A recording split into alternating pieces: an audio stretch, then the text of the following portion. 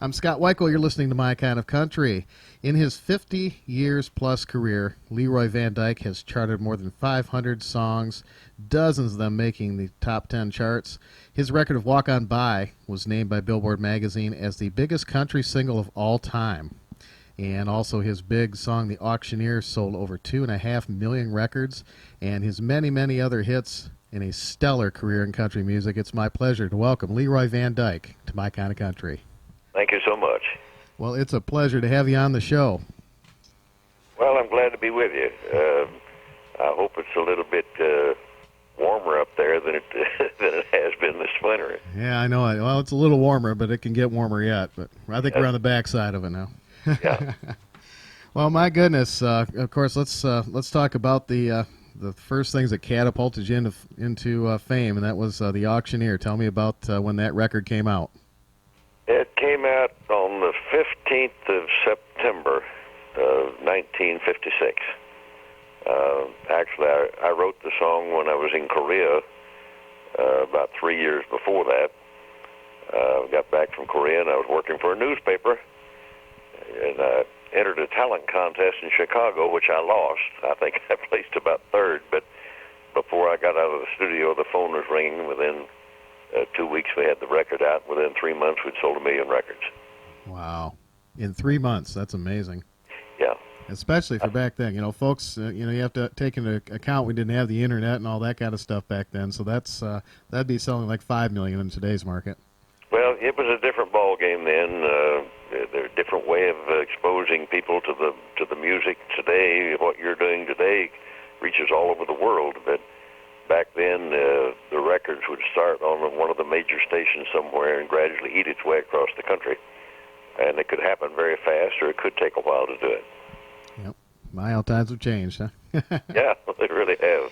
Well, you were on you've been on several television programs. You were co-host on the Country Crossroads radio show, and then the Ozark Jubilee back in the 50s. Tell me a little bit about that with Bill Mack. Well, Bill Mack had nothing to do with the Ozark Jubilee. The Ozark Jubilee was hosted by Red Foley. Oh, Red Foley. My apologies there. You're right. Red Foley was the star of the show. He had been on the Grand Ole Opry in Nashville, and he had a stellar career in music. A lot of big hit records. One of the best voices in country music, a warm baritone that people like very much. So the Ozark Jubilee started on the ABC television network and was on for 5 years. And a lot of people kind of got springboard there. Billy Walker was there, the Browns. Bobby Lord had his own TV show in Florida. He came up. He was a regular. He came from Tampa, Florida. I joined the show after it had been on the air about 2 years, and I'd already had a hit record on Auctioneer.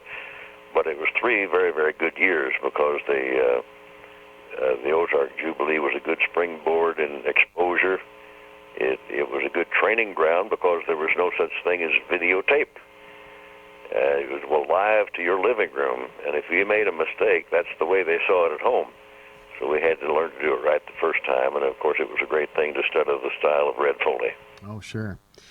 And then I read somewhere you were the only country music performer to ever open a show for Marilyn Monroe. Yeah, that happened before I got into the music business professionally. I was in Korea. I was a special agent in Army counterintelligence along the 38th parallel in Korea. I had a Sears Roebuck guitar with me over there. I wrote home after I got over there and asked my mother to buy a cheap guitar and send it to me, so she bought me a $34 Sears guitar, which was really at that time a very, very good guitar, and it's still a good guitar. Yeah. But I was afraid it might get torn up or stolen, so I didn't want an expensive one. But she sent it to me over there, and I had written the song Auctioneer, and everybody knew I had a guitar with me, and the colonel came down one day and asked if I would do him a favor, and I said, yes, sir, I will. What do you want me to do? He said, we have a USO show coming in. We'd like for you to do 15 minutes to open the show for this USO act. And I said, I'll do it. By the way, who's coming? And he said, well, the star of the show is Marilyn Monroe. I said, you got to be kidding me. He said, no, it's just Marilyn Monroe. And I said, you want me to go out there in front of 30,000 sex-starved GIs and try to entertain them while they're waiting for Marilyn Monroe? And he said, yes. I said, well, I'll do my best. They were very good to me, very attentive. I was wearing the same uniform they were because I was in the Army, and I was wearing my winter fatigues and all that sort of thing. So, but it was a really good experience. Not the kind of suicide mission you'd expect to get in the Army, but it kind of sounds like it was, right? No, it worked very well. And the funny part of it is, and I didn't know this till 20 years later, the person who was in charge of details and making sure everything was right for Marilyn Monroe on that tour of Korea eventually became my manager, a guy named Walter Bouillet. But it was 20 years later, and we were working together for 10 years before I realized that he was one of the people on that tour with Marilyn Monroe. No kidding. Wow. That's interesting. It really was quite a development. Well, I guess so. Well, you're a member of the National Auctioneers Association Hall of Fame. Yes. And were you an auctioneer before you got into the music business? Yes, I went to auction school between my junior and senior years of college at the University of Missouri, and I pursued that. But I didn't write the song until that was after my junior year of college. But I didn't write the song until I was in Korea in 1953. Wow. But I was an auctioneer before that. Okay. Well, when that song came out, I think it, of course, back in those days, a lot of the well-established artists would take a song like that and try to cover it and, capitalize on it. And I don't think there were too many covers of The Auctioneer because nobody else could do it. Well, a lot of people have tried it. And there was some guy on the West Coast that recorded it, but he didn't get it right. He slurred through it. He didn't know what he was doing. He was not an auctioneer. He didn't understand anything about the auction chant or anything about the auction business, so his attempt was kind of a failure. But he had a little experience in recording, and he actually sold about 100,000 records on it. Simply because of the fans he already had in the business. But my record actually, at this point, has probably sold 3 million records. Wow. Yeah, I don't know anybody that doesn't. Well, there was one girl on the West Coast. I was working in Las Vegas, and the opening act was a girl from the West Coast. And she asked if it would be all right with me if she recorded Auctioneer. I said, under one condition. And she said, what? And she said, what's that? I said, that you do it right. She said, how am I going to do it right? And I said, I'm going to teach you. And so she and her husband spent the next week when we were off stage and in spare time, and I coached her on it, and later on she recorded it and sent it to me. She got it letter perfect. Wow, that's amazing. Yeah. Well, it was nice of you to take the time to do that. Well, she was a nice girl with good talent, and she and her husband were very pleasant, and so I took the time to do it. She's the only one that's recorded it that got it exactly right. Wow. Well, she had some good help there. Yeah. Well, that's LeroyVanDyke.com is your website, and you have many, many different albums there that are available, including, of course, The Auctioneer and Walk On By, so many great collections, and you have an instructional, a whole series of how to learn to be an auctioneer. Is that right? Yeah, I hadn't thought too much about that, but within about a year or so after I got into the business, and Auctioneer became a hit, within about a year, people started coming up to me on the road at personal appearances and telling me one of 2 or 3 things, that they had either learned to be an auctioneer from listening to the record or had used it to improve their rhythm patterns, or that they had learned different things about it that helped them in their auction business. They'd been to auction schools but hadn't learned enough to really become an auctioneer. And it helped them in their rhythm patterns and a whole bunch of stuff. And so I still didn't think too much about it till one guy came up to me in Milwaukee, and he said, I want to shake your hand. You made me $1 million. Is that right? I said, how did I do that? He said, I learned to be an auctioneer from listening to your record, and I have become a millionaire. And I said, well, nice. So I thought, well, if it helped people that much, why not help them a whole lot more? So I put together a home study course in auctioneering, giving the student the building blocks that it takes to form the auction chant and the breath control and the various aspects of being an auctioneer, and we've sold them all over the world. Wow. Oh, that's amazing. Well, you certainly, I saw some video of you recently, and you haven't lost an iota of your vocal capabilities. You're spot on like you always. Well, I think a lot of people over the years sometimes abuse their voice, but they do other things too that hurt them. A lot of people get on tobacco and alcohol and drugs, and I never did any of those things. I never took a drink in my life. And I've always taken care of my voice, and my voice has always been there when I needed it, except there have been a few times where just sheer fatigue from long traveling hours and lack of sleep and long shows. Once in a while I've had voice problems, but not very much. Well, I had also read that you have not missed a performance. No, I have not. I've always had Well, I grew up driving trucks for my dad. He was a cattleman, but he also had some trucks, and we hauled livestock and freight and furniture. And I know how to drive, and I know how to get through snowstorms, and I've had to get through a lot of snow to get where I was going. But you're right, I have never missed a performance in 58 and a half years. Wow, that's amazing. That's got to be a record. I don't think there's anyone else that can say that. Well, I don't know.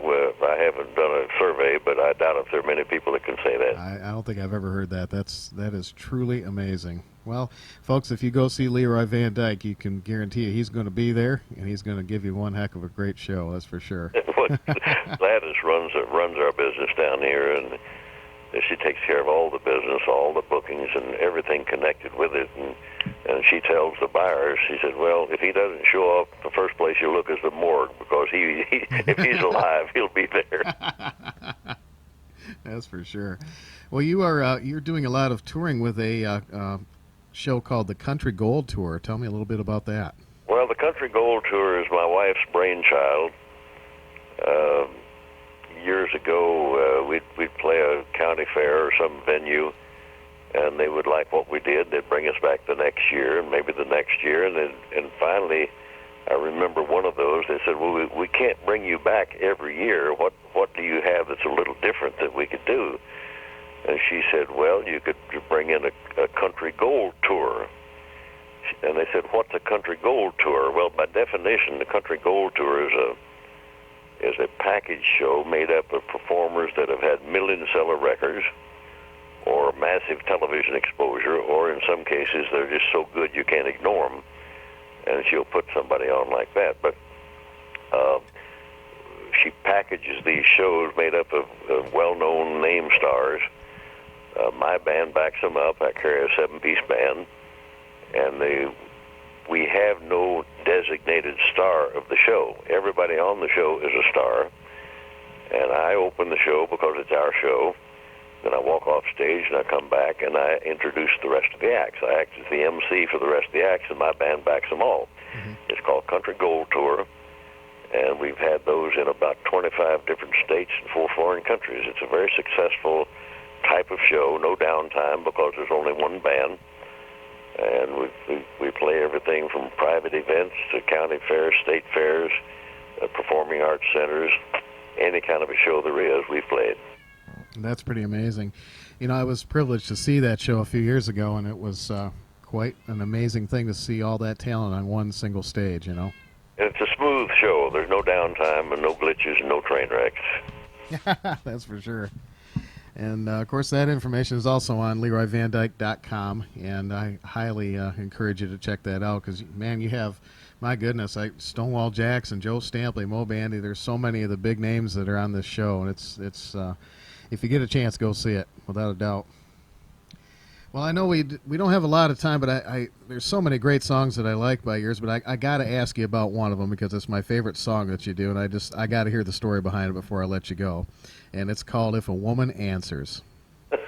Well, there is is a story behind that song, as there is behind a lot of the hit songs that you hear.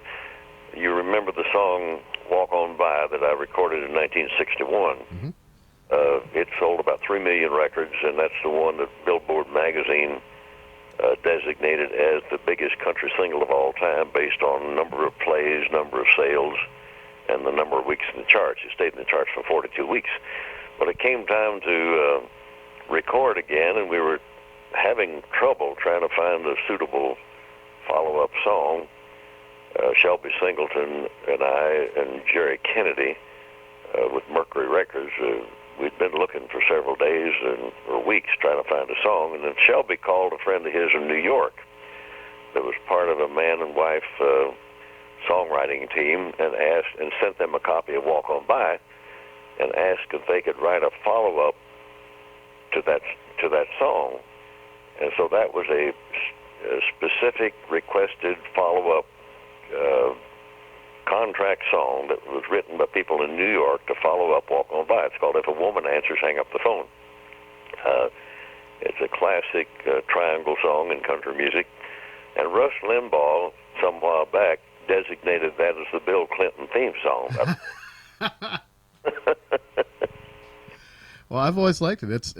Very honestly, it's. I think it's my favorite song that you've put out. Thank you. You know, my gosh, the World's Caving In. That's another one I'd love. Texas Tea. And that just, you had so many great songs. You were with Mercury Records for a long, long time. About 5 years, five or 6 years. Yeah, I was going to say, great stuff. Well, my goodness, it's been a pleasure to have you on the show. And are you still doing touring and on a regular basis, or kind of backing off a little bit? No, that's all I do. That's all you're doing? Okay. We're not working as many dates as we used to, but they're bigger dates and better dates. And we just finished Yuma, Arizona, and 3 days in Texas, and got back in time to do our laundry, and went to northern Iowa. Gladys, my wife, also is a booking agent for some casinos, and we were up there. She supervises the performances of the acts that she books up there. We just got back from there last night, and we're leaving today to go to Nashville for some PR work. So we're going all the time. Well, that's great. That's great. Are you doing any recording? I haven't done much lately. I did one track for inclusion in a Western Swing CD. The Tulsa Playboys. It's a very, very good Western Swing group out of Tulsa, Oklahoma, and I just did one track with them on their new CD. But I'm in the back of my mind, I'm thinking about trying to do a whole CD of Western Swing stuff. Oh, that would be great. Well, I think it'll be fun. If you do, be sure to let us know, as we'll be more than happy to play it. And thank you. We get obviously a lot of requests for your songs, and it's been a pleasure to have you on the show. I really appreciate you taking the time. Well, we appreciate what you're doing, and just call us anytime. All right. Thank you very much. Leroy VanDyke here on My Kind of Country. Thanks again, Leroy.